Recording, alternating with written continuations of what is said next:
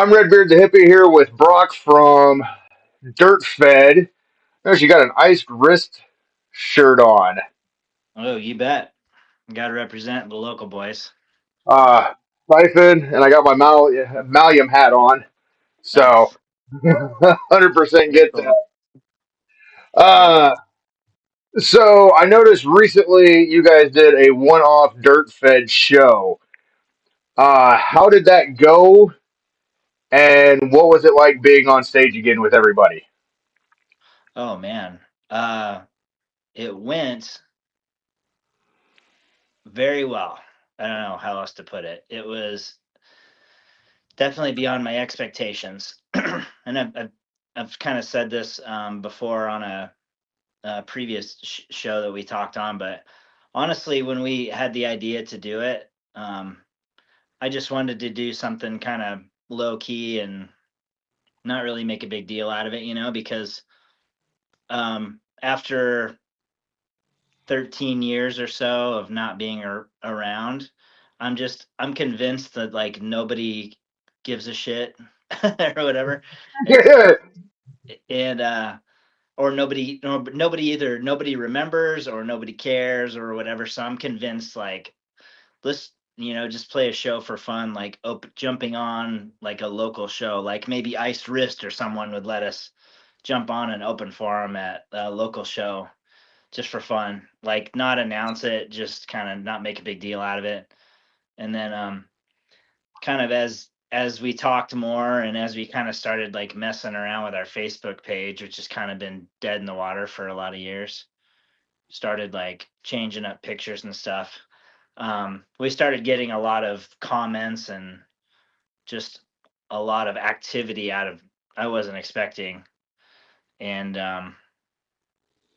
just by changing our profile picture once on there, just it was actually kind of an accident that I changed the profile picture because I was messing around with stuff and I changed the profile picture and next thing I know there's like 100 comments under it like what's going on here, oh they're back, all these like and so anyway because of that reaction, we decided maybe we should like make it kind of a bigger event, I guess.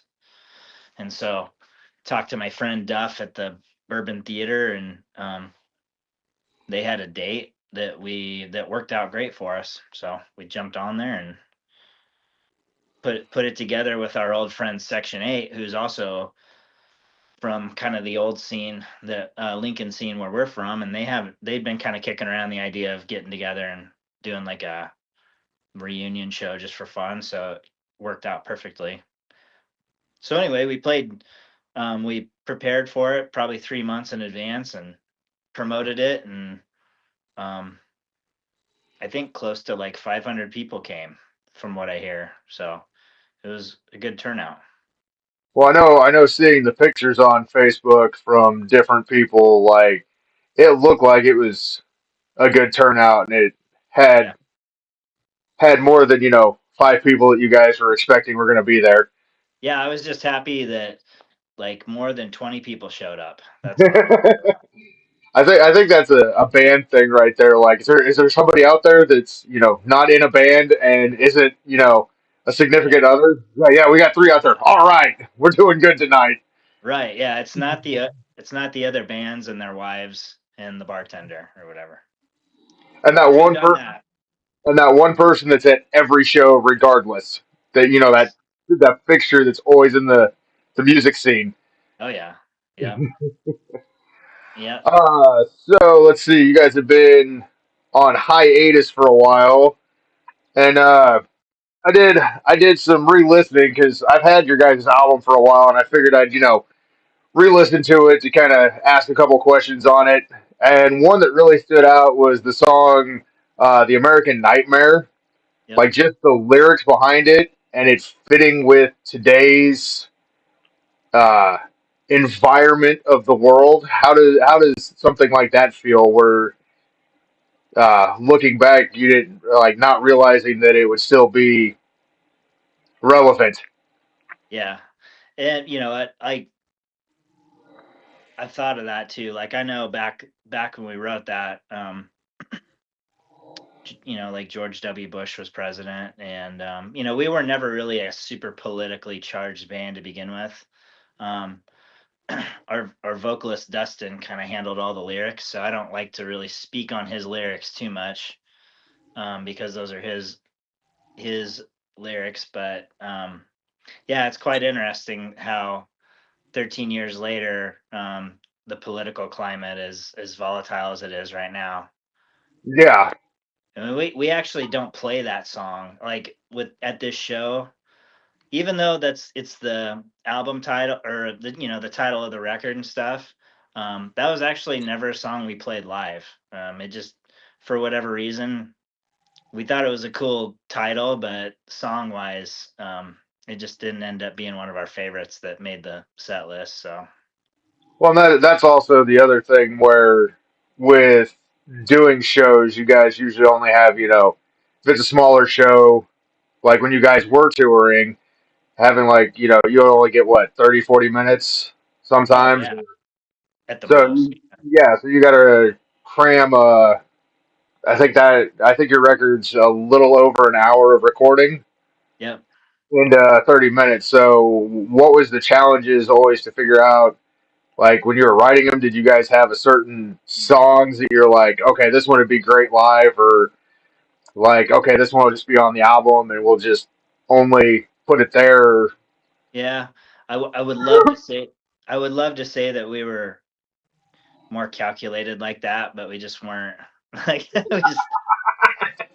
um we were just kind of, yeah, we just kind of, I don't know.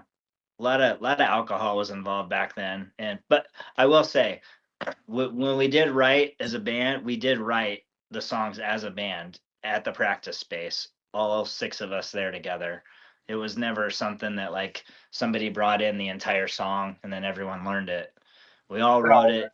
So all these songs came out of jam sessions. I mean, somebody might bring in a guitar riff and that might spark the song, but and that's usually how it happened. It came from a riff that turned into, song. But um, no, we were never calculated like that. Oh, yeah, let's write a song that's more mosh heavy, so we can get bigger pits, and or like we never really, because it just always kind of worked out that way, that the songs that naturally came out of us were just translated well live.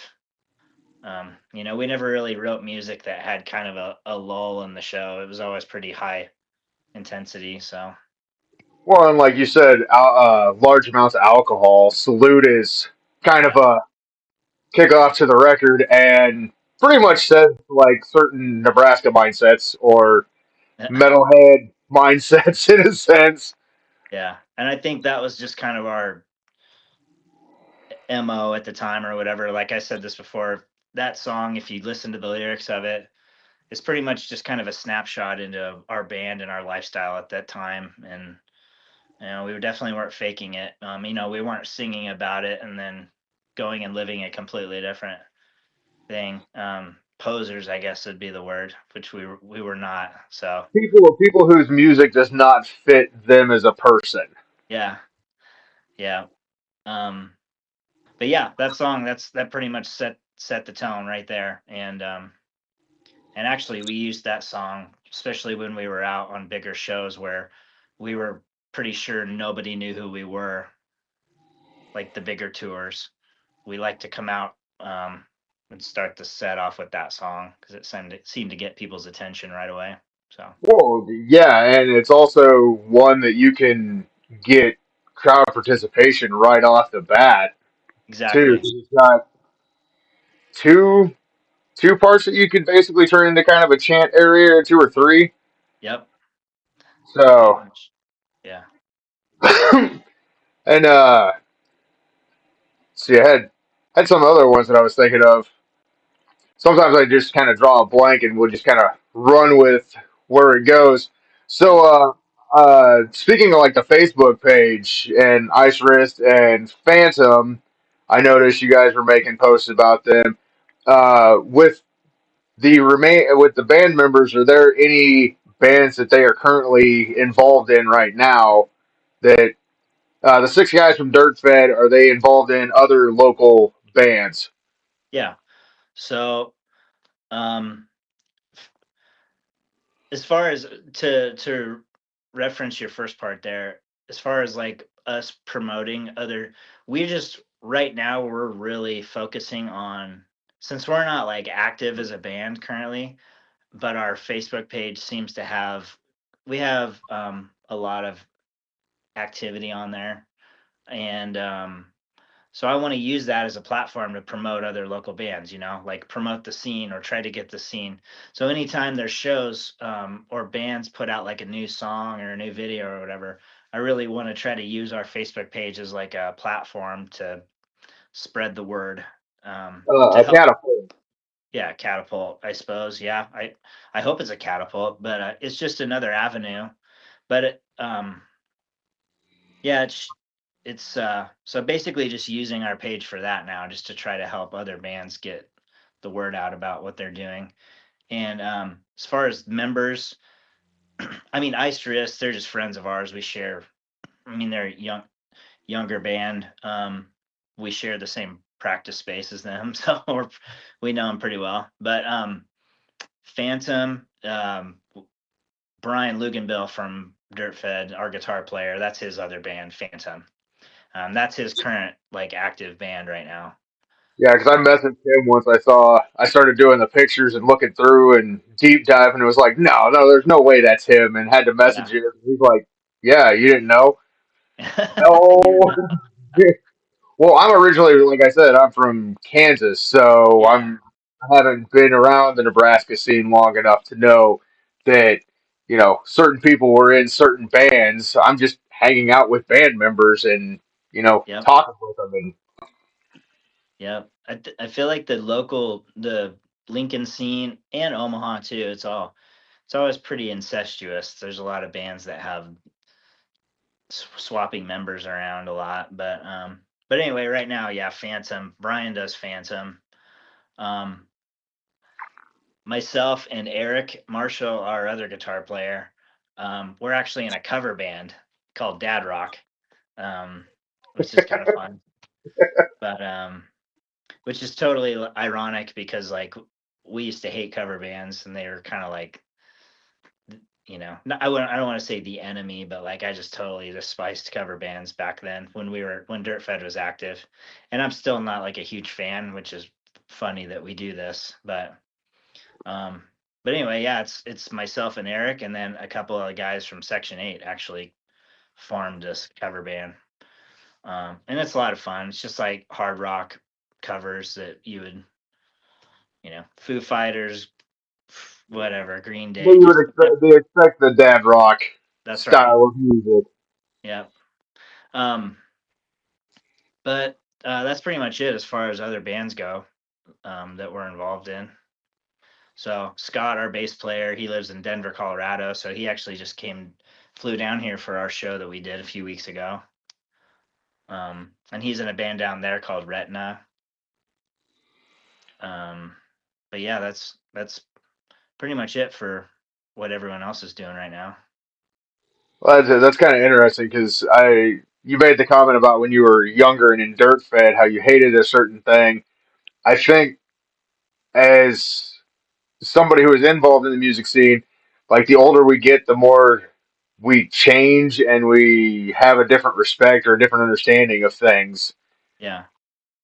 Oh Like yeah. you being in a cover band, when I was doing vocals, I hated clean vocals. That was my I was fully against it, and Yeah. now I'm like, okay, I get it, I Yeah. understand it. Yeah. We just kind of go through waves as we get older. That's for sure. I know. Hopefully, sometimes the waves are a little smarter. Yeah, exactly. Yeah.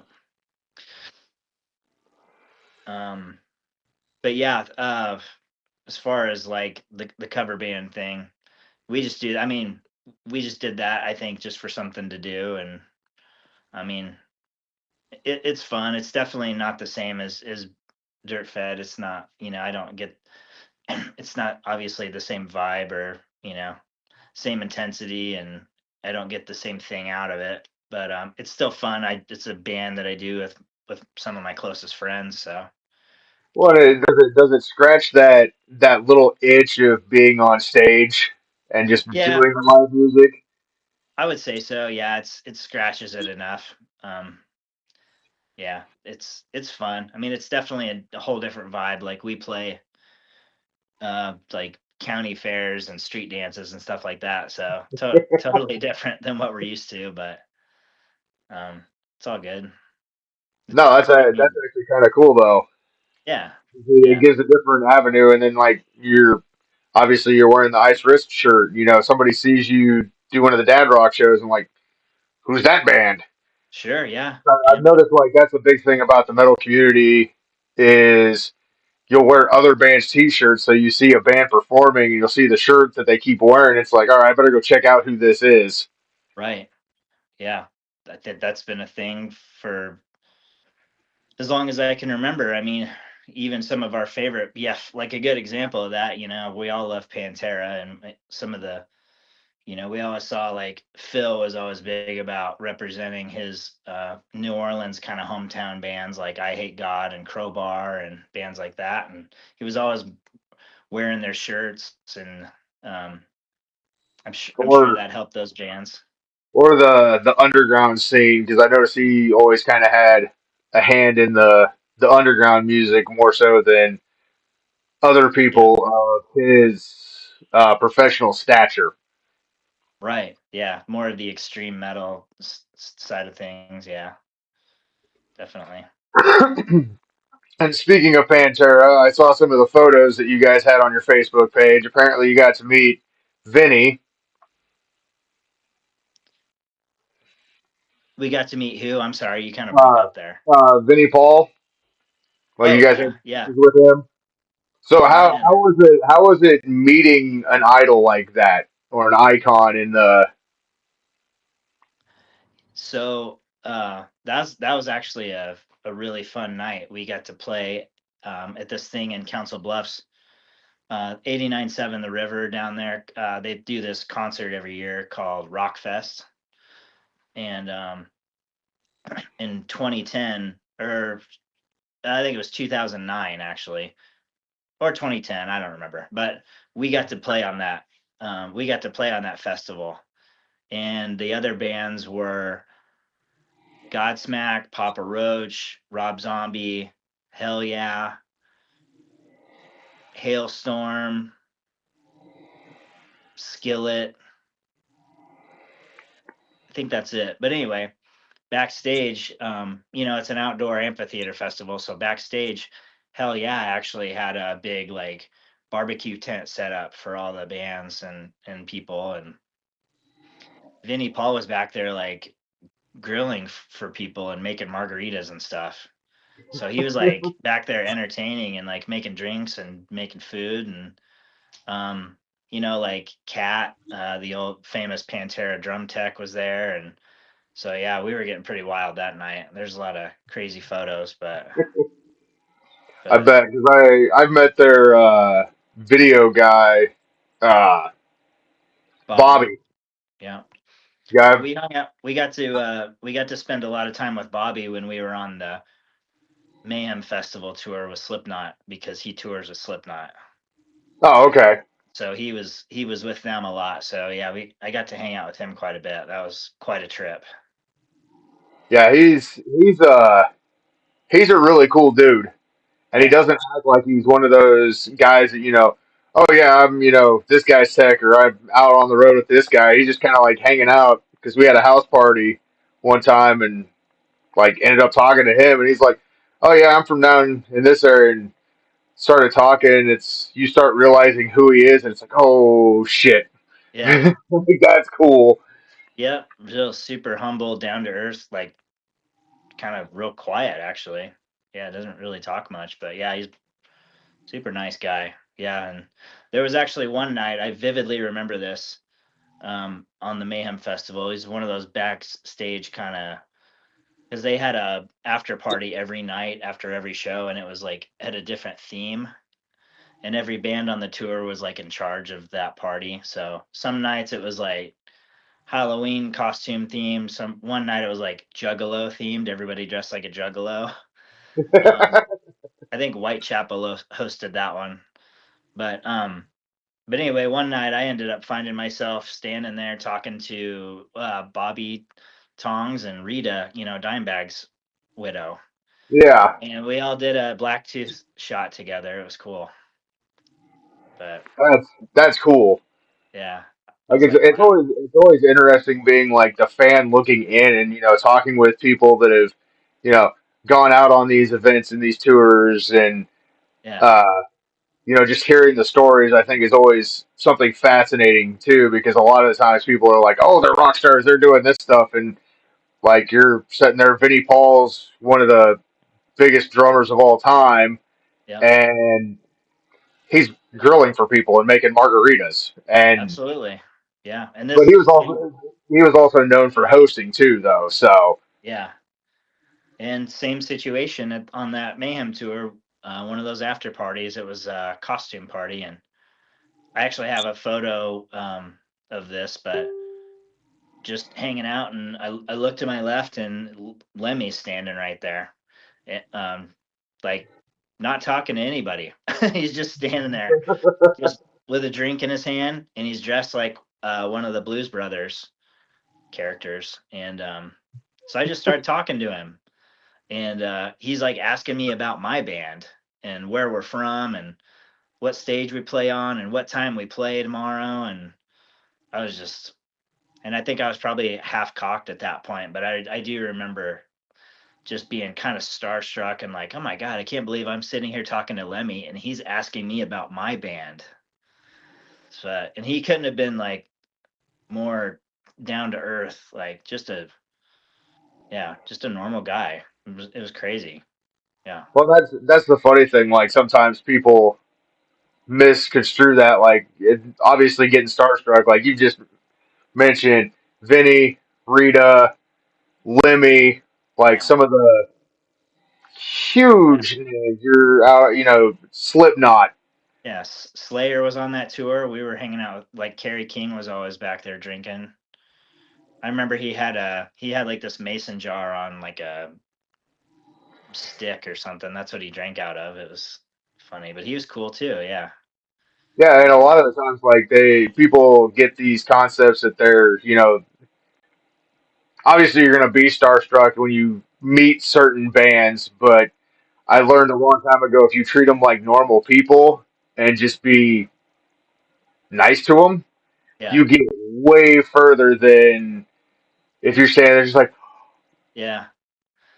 Don't be a punisher. That's the best advice I can give someone. If you're hanging around in an area with bands like that, they have this term um, for people that just kind of linger and they're a little bit too much. They call that a punisher, and nobody wants to be the punisher. So remember that next time you find yourself in that situation. Like, am I being a punisher right now? have I crossed the line? Yeah, I've hung out like got to hang out with.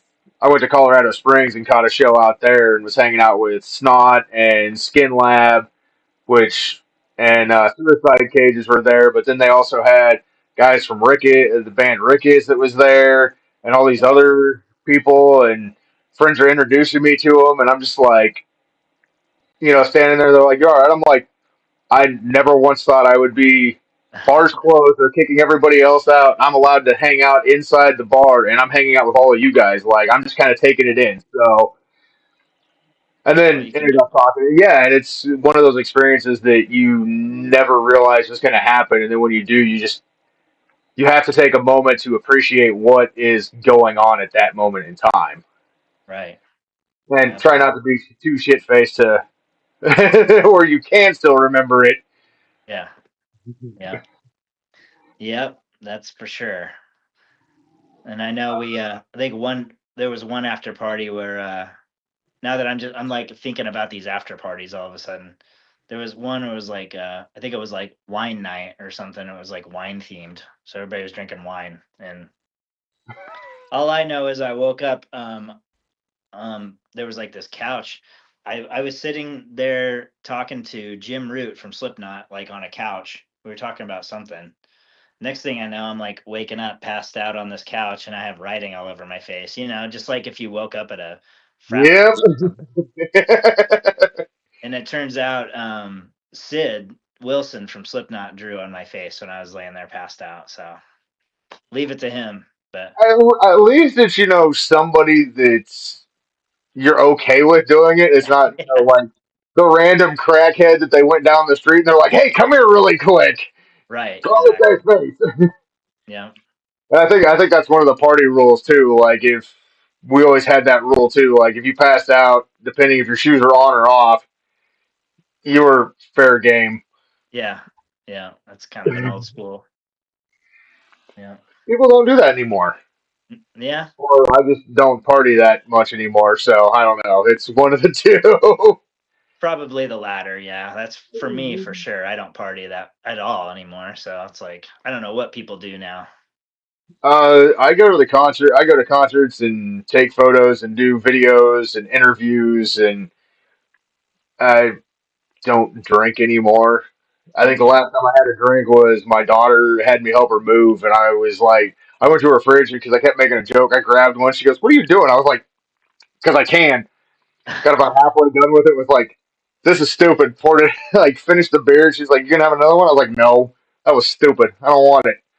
Yeah, So the advantage of getting older and wiser ish, or yeah. realizing I can't deal with the hangovers as well.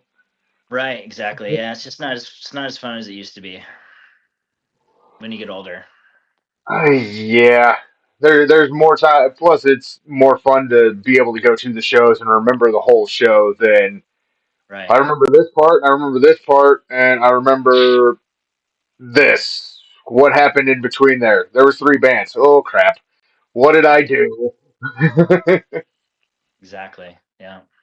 But no, like this is kind of a cool story time too of hearing all the different stories of the backstage moments and the stuff that you got to do while you were in DirtFedd.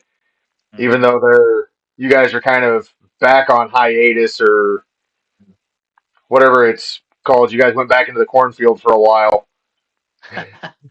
Yeah. But I do appreciate your time, and we'll probably go ahead and wrap up the interview with that. But appreciate you Okay. taking the time to do this interview with me, and hopefully it was interesting and fun for you as well. No, man, I appreciate you having me on. No, this is great. This is cool. Anytime.